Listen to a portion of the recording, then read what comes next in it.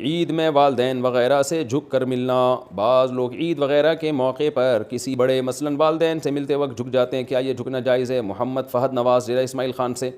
کسی کے سامنے بھی جھکنا یہ جائز نہیں ہے, چاہے والدین ہو یا کوئی اور ہو. البتہ سلام کے لیے جب آپ ہاتھ چومنے کے لیے یا گلے ملنے کے لیے وہ خود بخود آٹومیٹیکلی انسان تھوڑا سا جھک جاتا ہے, وہ جائز ہے. تو عید کے موقع ہو یا بغیر کوئی موقع ہو عید کے علاوہ, سجدہ کی بھی یہ بھی جھکنا جو ہے یہ بھی ایک قسم کا سجدہ ہی کہلاتا ہے. تو یہ اللہ کے علاوہ کسی کے سامنے جائز نہیں ہے.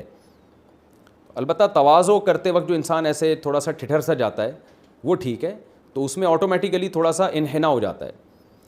انحناء کا مطلب تھوڑا سا جھکاؤ پیدا ہو جاتا ہے. وہ جھکاؤ وہ جھکنے کی نیت سے نہیں ہوتا, وہ ویسے جب آپ کسی سے گردن کی یوں کر کے ملتے ہیں تو وہ آٹومیٹیکلی ایسا ہو جاتا ہے, وہ اس جھکنے میں داخل نہیں ہے.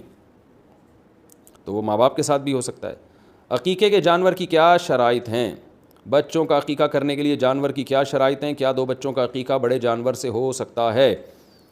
لیکن جمہور فقہا تو اسی کے قائل ہیں کہ عقیقے کے جانور کی وہی شرائط ہیں جو قربانی کے جانور کی ہیں. لیکن مفتی رشید احمد صاحب رحمہ اللہ اس کے قائل تھے کہ عقیقہ چونکہ مستحب عمل ہے, کوئی فرض واجب تو ہے نہیں, تو اس میں اگر کوئی جانور کھیرا جانور بھی لے آیا, یعنی وہ جانور جو 2 سال کا نہیں ہوا, وہ گائے یا وہ بکرا جو 1 سال کا نہیں ہوا, تو اس کی بھی قربانی ہو جائے گی عقیقے میں.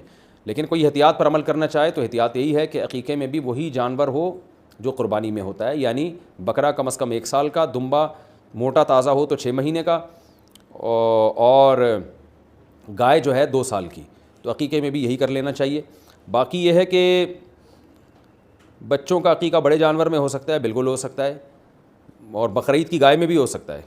تو بڑے جانور میں بھی عقیقہ کیا جا سکتا ہے, یعنی اس کا ایک حصہ لے لیں, اگر بچی ہے اور بچہ ہے تو 2 حصے ڈال لیں, تو یہ بھی جائز ہے. قربانی کا گوشت 3 حصوں میں تقسیم کرنا لازم ہے. قربانی کے گوشت کو 3 حصوں میں یعنی اپنے علاوہ رشتہ داروں اور غریبوں میں تقسیم کرنا لازم ہے, یا سارا گوشت خود بھی رکھ سکتے ہیں؟ بنت طالب کراچی سے. بہتر یہ ہے کہ 3 حصے کر دیں, ایک رشتہ داروں کے لیے, ایک مستحقین کے لیے, غریبوں کے لیے, اور ایک اپنے لیے. کوئی لازمی نہیں ہے. آج کل تو جتنے رشتہ دار ہیں اکثر قربانی کر رہے ہوتے ہیں, تو اگر رشتہ داروں کا حصہ نہ بھی رکھا تو 1/3 آپ غریبوں کے لیے نکال دیں تو بھی ٹھیک ہے. اور اگر کوئی خود غریب ہے اور بچوں کو گوشت پورے سال زیادہ مقدار میں کھانے میں نہیں ملتا, تو پھر اس کے لیے افضل یہ کہ پورا گوشت خود رکھے وہ, کیونکہ اپنے بچوں کا حق دوسروں سے بہرحال زیادہ ہے. بعض غریب گھرانے ہوتے ہیں پورے سال گوشت نہیں ملتا ان کو بچوں کو کھانے کے لیے, بچے خوش ہوتے ہیں ابو گائے لائے ہیں, بکرا لائے ہیں, اب تو گوشت خوب دبا کے پھوڑیں گے ہم, تو ابا نے اٹھا کے صدقہ کر دیا, تو بچوں کا بڑا اس میں نقصان ہوتا ہے. تو شریعت یہ کہتی ہے کہ پہلے اپنے بچے بعد میں دوسروں کے بچے.